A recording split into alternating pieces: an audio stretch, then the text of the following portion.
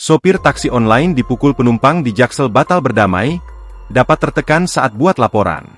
Sebuah video viral di media sosial yang memperlihatkan seorang sopir taksi online yang dipukul oleh penumpangnya. Dalam kasus ini, awalnya sopir dan penumpangnya tersebut sepakat berdamai. Namun, belakangan kesepakatan perdamaian itu dibatalkan dan akhirnya korban atas nama Rizky Fitrianda melaporkan kejadian itu ke Polres Metro Jakarta Selatan. Adapun laporan tersebut diterima oleh polisi dengan nomor LPB 3395-11-2024 SPKT Polres Metro Jakarta Selatan Polda Metro Jaya pada Sabtu, 2 November 2024.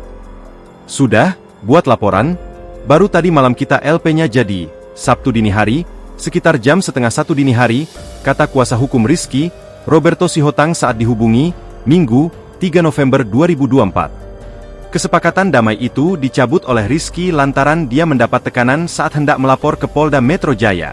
Hal ini karena pelaku pemukulan merupakan anggota kepolisian.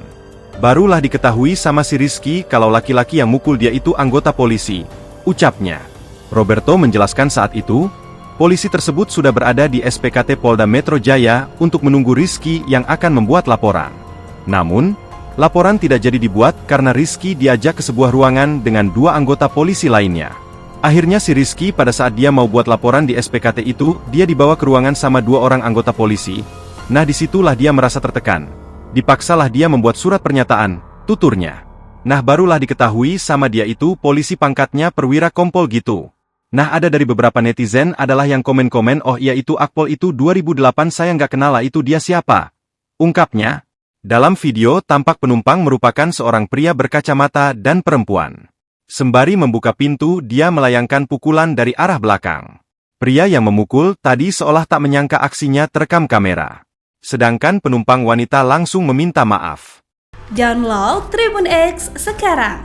Menghadirkan lokal menjadi Indonesia.